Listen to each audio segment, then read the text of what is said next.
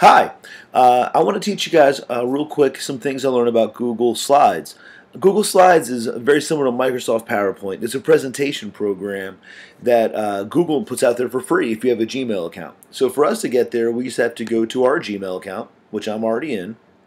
Students can get there this way too, and go to Slides. And that was Google Slides.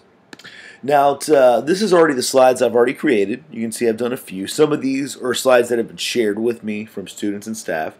To create a new one, we have to go down to the red circle with the white plus. Now, first thing it's going to ask us is to pick a theme.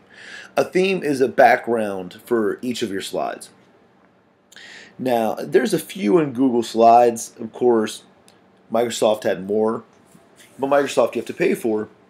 And this could be a great free program for students to use at home.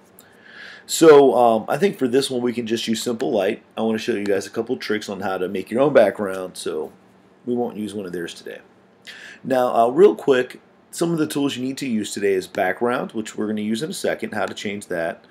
Layout, which is where do you want your text, 2 or 3 columns, title only, caption, blank. Themes, what we saw at the beginning. And transitions. Transitions are fun ways to switch between slides, or it can also be animations, which we can do to insert animations later. Like I can move this box in a fun way, and then that'll come up over here, and I can have it just fly in from the left.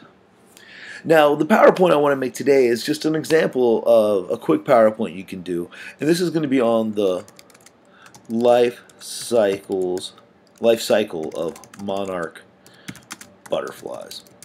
A real popular thing to teach. It shows a lot real quick, and this is just a tutorial. So this can be done by students or by teachers to show the class as a whole group presentation. So let's get started. So some of the first things we should do is save our new file. Google automatically saves, so all we really have to do is rename it. It already knows the title I just picked, so that'll be fine.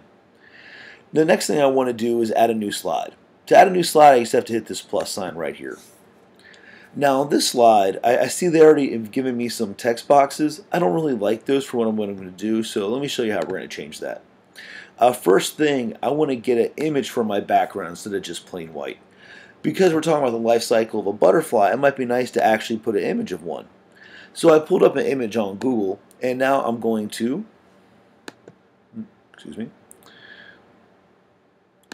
sorry about that. Now I'm going to copy my image location and insert it into my slides. I click on the by URL, and then I paste my slides in here. Again, let me show you how to do that.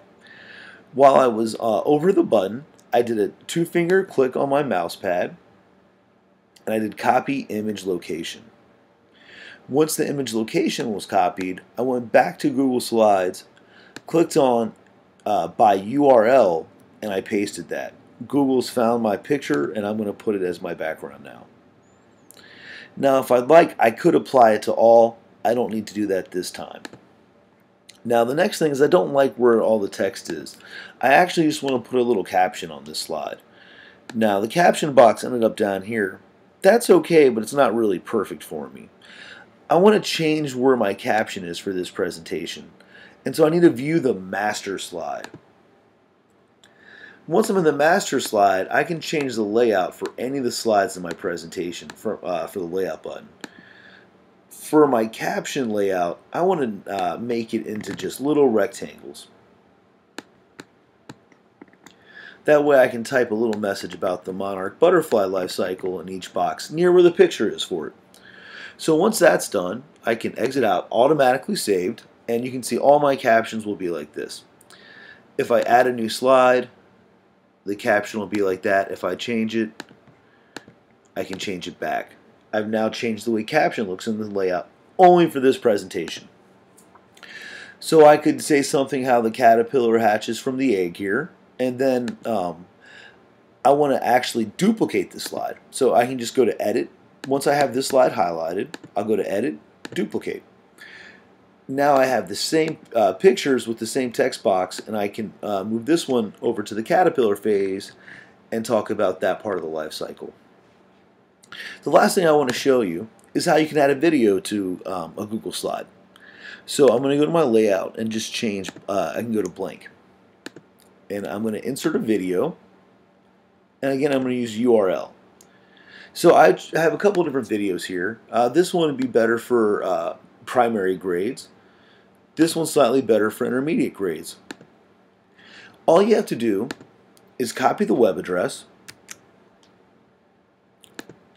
go back to the URL for insert video,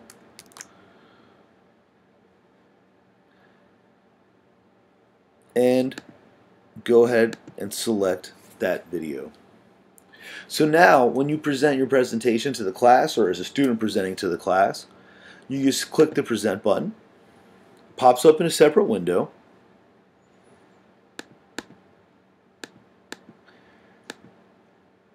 And we can start from the very beginning. I had my title fly in from the right, or from the left. Then we can have text features on our slides. And then at the end we can watch a video about the monarch butterfly. Now I'm going to stop this. That was just a quick glimpse of how to do some things in Google Classroom. My presentation's already saved. If for some reason I wanted to delete this presentation, I can go to File, move to Trash. I can go to the slides home screen if I really meant to do that, or I can take it out of Trash and just stay here. So I hope this helped out a little bit. There's still a lot more features we can explore in Google Classroom and Google Slides, but I hope this is a good starting point for you. A great reason to use Google Classroom is that it allows collaboration between students on different computers. So it's no sharing. If they each need to make their own slide, they can do it independently and simultaneously. It's a great way to keep the whole class engaged. Another great feature about using technology like Google Slides is that students that finished earlier can go ahead and add new features like transitions and animations to help keep them engaged while slower students with technology finish their projects. So I hope this helped out. If I can help you in any way, please ask.